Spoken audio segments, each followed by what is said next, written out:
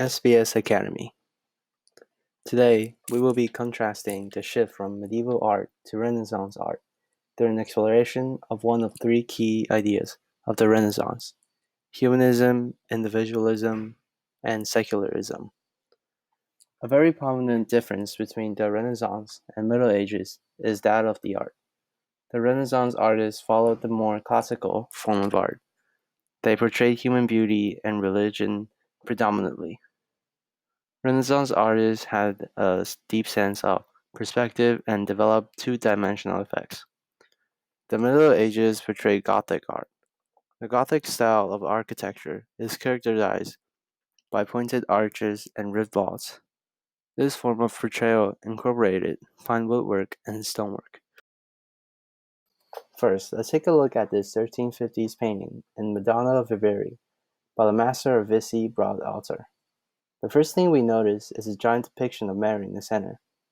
In medieval times, they often rely on the hieratic scale, a visual method of making significance of a figure through its size. The more important a figure is, the larger it appears. Then, they took a look at baby Jesus.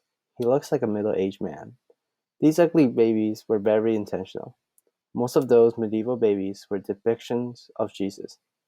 The concept of homuncular Jesus affected how children were portrayed. Jesus is believed to be born perfect and in the image of God, therefore he looks like an older man. Next, notice the disproportionate figures on Mary, and also the face anatomy. It wasn't the painter's priorities to get the body proportions correct, but rather the message. This is a self-portrait of Elisabetta Ceron from 1658.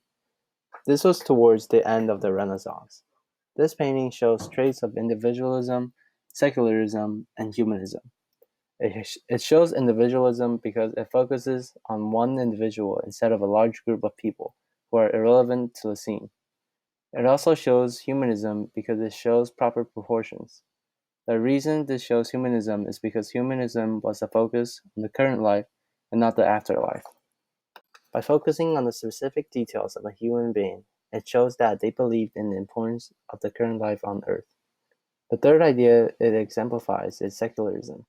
The painting is a non-religious figure with no religious symbols.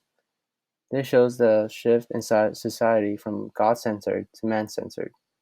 There are other reasons why this is a good example of a Renaissance painting besides the qualities of secularism, humanism, and individualism, such as the Renaissance calm. The Renaissance calm is shown by the simple and emotionless expression on the person's face. There is also a little bit of background showing that material things matter, not just the afterlife. The triangle shape of the person also shows proportion and equality, another concept used in Renaissance paintings. This is a Byzantine sculpture made around 800 BC. It can be recognized as a medieval art because it is a religious icon. Like the previous medieval artwork, it is another depiction of Mary and baby Jesus. Similarly, the body proportions of Mary is relatively huge compared to Jesus, showing that she is important. Second, this is carved out of ivory, showing that they use precious materials for religious icons. The Bacchus is Michelangelo's first recorded commission in Rome. The work is made of marble, is life-size, and it is a sculpture of a god of wine. The references to classical antiquity are clear in the subject. Not only is the subject influenced by antiquity, but so are the artistic influences. The nudity shows the appreciation of the human body. The artists during the Renaissance period often make naked sculptures to show humanism, focusing on the details of the human body.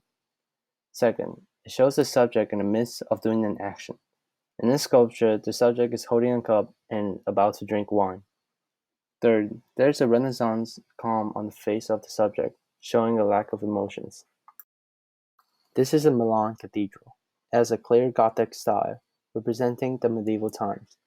Those included pointed arches and ribbed vaults.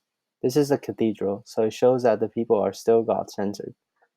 There were no names recorded of the builders, showing that they didn't care about the fame, but rather the religious aspects. San Pietro in Montario is a church in Rome, Italy, which includes in its courtyard the small tomb built by Donato Bramante. The style of the building reflects on that of Roman architecture, which is what the Renaissance is, a rebirth of the classical period.